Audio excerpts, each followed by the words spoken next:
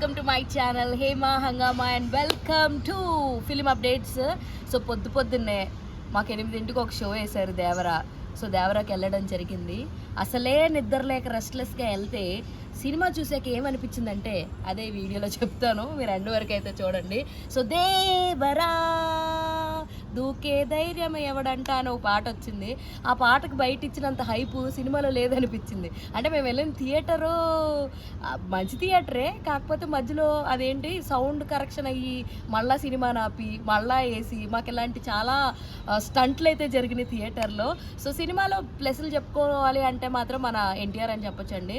One man show, ఆయన కోసమే తీశారు, ఆయన చుట్టూరునే తిరిగింది సినిమా అంతా, ఇది అందరికీ తెలిసిందే. సో విలన్ కన్నా మన సైఫ్ అలీ ఖాన్ పర్లేదు, బాగానే అనిపించింది. జాన్వీ కపూర్ది అయితే మరి ఈ పాటలో పెద్దగా ఏం చూపించలేదండి. ఒక మంచి సాంగ్లో పెర్ఫామ్ చేయడానికి జాన్వీని తీసుకొచ్చారని అనిపించింది. విపరీతమైన ఎక్స్పోజింగ్ ఉంది. అరే ఏందిరా ఇది సినిమా, నువ్వు క్యారెక్టర్ పరంగా చూపిస్తున్నావా లేదంటే ఓన్లీ ఎక్స్పోజింగ్ చేయడానికి హీరోయిన్ పెట్టుకున్నావు అన్న ఫీలింగ్ వచ్చింది. సో చాలామంది పాదఘట్టం అరైజ్ అని చెప్పి అంటున్నారు, ఈయన ఎర్ర సముద్రం మోడ్. సో బట్ నేను పాదఘట్టం చూడలేదు, ఆ ధైర్య సాహసం చేయలేదు కాబట్టి నాకు పాదఘట్టం ఎలా ఉంటుందో తెలియదు. పాదఘట్టం అంటే ఆచార్య సినిమా అనమాట. సో ఎర్ర సముద్రం అనే కాన్సెప్ట్ చుట్టూరునే తిరుగుద్ది తప్ప పెద్దగా ఏమీ మ్యాటర్ లేదంటారు. కానీ ఇందులో మనకు బాగా తెలిసిన క్యారెక్టర్స్ కొన్ని ఉన్నాయండి. ప్రకాష్ రాజ్ గారు ఉన్నారు, జాన్వీ కపూర్ ఉంది, సైఫ్ అలీ ఖాన్ ఉన్నాడు, అండ్ మన మురళీ శర్మ గారు ఉన్నారు, అజయ్ గారు ఉన్నారు, గెటప్ సీన్ ఉన్నాడు. సో ఇలా హరితేజ, హిమజ ఇలా అందరూ ఉన్నారనమాట. బాగానే వచ్చినాయి వీళ్ళందరికీ యాసాలు అన్న ఫీలింగ్ వచ్చిందనమాట వాళ్ళ స్క్రీన్ మీద చూస్తుంటే. సో ప్రకాష్ రాజ్ గారి ద్వారా మనకి స్టోరీ అయితే రివీల్ చేయడం జరుగుద్ది.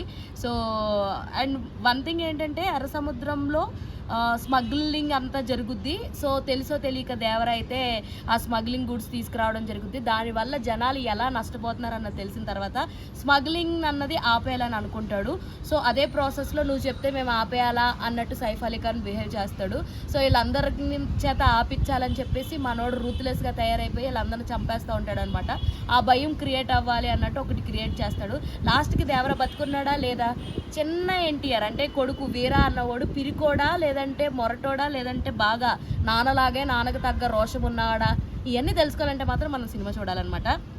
సింపుల్గా సుత్తి లేకుండా చెప్పేది ఏంటంటే పర్లేదు, ఎమోషన్స్ పరంగా కొన్ని చోట్ల వర్కౌట్ అయినాయి, బట్ కొన్ని చోట్ల చాలా ల్యాగ్ ఎక్కువైంది. ఆల్రెడీ 3 hours కాబట్టి చాలా చిరాకు వస్తూ ఉంటుంది అనమాట. చూసి కొద్ది ఏంట్రా ఎంతసేపా అని.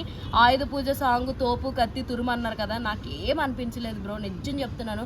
ఎన్టీఆర్ ఫ్యాన్స్ ఎవరన్నా ఫీల్ అయితే ఐఎమ్ సో సారీ. నాకు కూడా ఎన్టీఆర్ గారి మూవీస్ అంటే ఇష్టం, కానీ నాకు ఎందుకు ఆ ఫీల్ రాలేదు. ఆయన్ని ఎక్కువ గ్రేస్ స్టెప్పుల కన్నా మాస్ స్టెప్పులు వేస్తుంటే అందరూ చూసి ఆనందపడి మేము ఏమో నార్మల్గా చేస్తుంటే అంత బాగుంది అని అనిపించలే. ఏదో ఇలా మహేష్ బాబు సినిమాలో చెప్పవే చిరుగాల్లో స్టెప్ లాగా అనిపిస్తుంది అనమాట. ఆ పాట పెట్టుకోవాలనిపిస్తుంది. తొందరలో వస్తే మేమర్స్ అవి కూడా చేస్తారనుకో. సో అలా అనిపించింది. సో ఓవరాల్గా ఒకసారి NTR fans NTR scope of పర్ఫార్మెన్స్ని చూడాలి అనుకుంటే మాత్రం go and watch in your nearest theatres. ఈ సినిమాలో ఎర్ర సముద్రం గురించి ఉంటుంది. ఎన్టీఆర్ని ఒక షార్క్ లాగా చూపిస్తారనమాట ప్రతి దాంట్లో. By the way title card అయితే చాలా బాగుంది, కొరటాల శివ గారు డైరెక్షన్ కూడా మీరు చేశారు. మాకు డైరెక్షన్ రాదు కానీ చేసింది మేము ఎగ్జైట్ అయ్యి చాలా హ్యాపీగా చూసింది అయితే లేదనమాట. సో ఇది ఇవాళ వీడియో. మరిన్ని interesting videos and more fun updates కోసం ప్లీజ్ డూ ఫాలో హేమా హంగామా. అరే చెప్పురా. అరే అదేరా ఇందాక చెప్పమని చెప్పే కదా, ఏది ఫ్రెండ్స్ సబ్స్క్రైబ్ చేసుకోండి ఫ్రెండ్స్ కదా, మీరు కూడా సబ్స్క్రైబ్ చేసుకోండి. లేకపోతే